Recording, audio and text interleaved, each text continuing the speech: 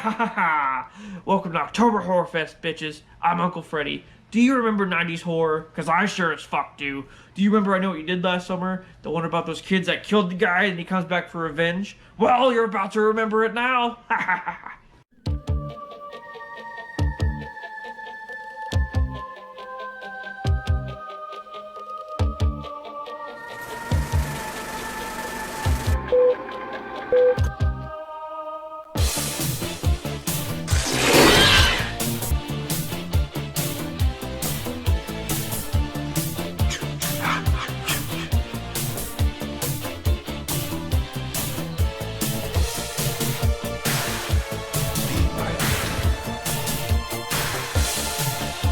They were making love while that young boy drunk.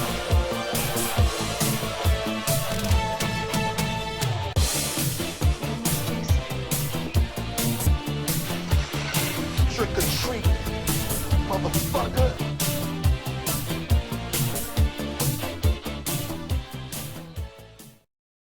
With your host, Freddy. Ha ha ha ha. Happy Halloween, bitch.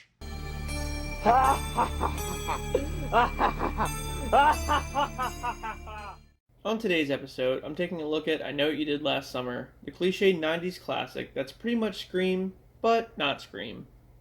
Anyway, we meet a group of teens including Freddie Prinze Jr., Jennifer Love Hewitt, Ryan Philippe, and Sarah Michelle Gellar. Yeah, like I said, it's Scream's late 90s horror. They're coming back from a beach trip late at night while driving drunk. Of course they are. And they end up hitting a guy who's in the road. Just then, one of Julie's friends, Max, drives by and asks if everything's okay. Wow, great timing, Max. The group then decides to do the logical thing and dump the body in the water, assuming that he's dead. I mean, they checked for a pulse, right? Right? Just then, the guy wakes up and they toss him into the ocean anyway. Yeah, 'cause fuck him.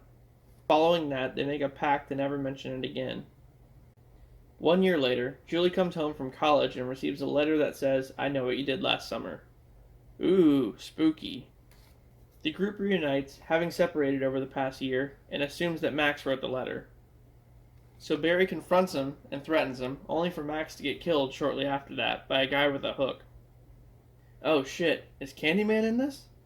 Later on that night, Barry finds a picture in his locker that says, I know, on it. And he gets attacked by presumably the same person who killed Max.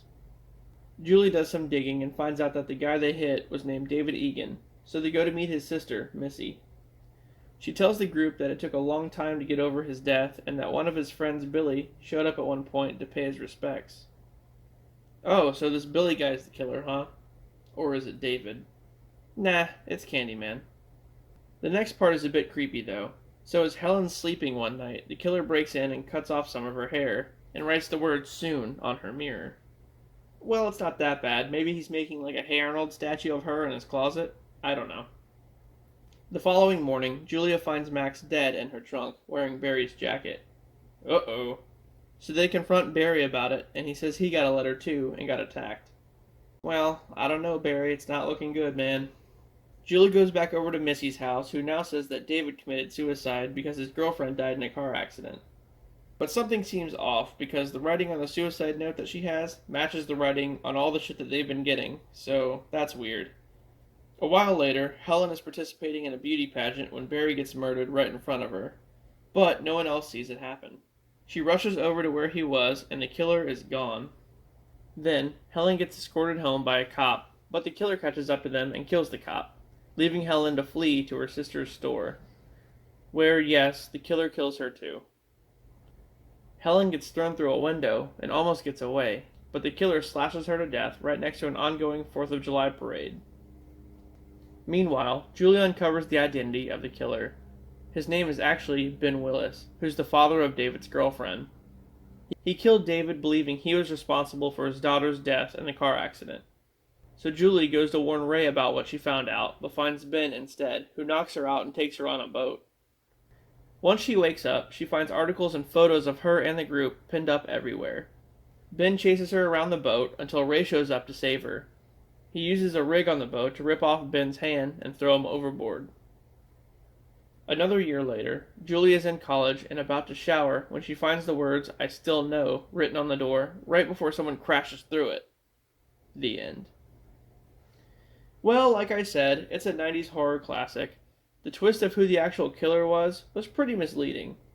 But yeah, the Ben storyline really doesn't make that much sense. I mean, I guess he went after them because they almost killed him, but his real beef was with his daughter's boyfriend, which he already killed, so yeah.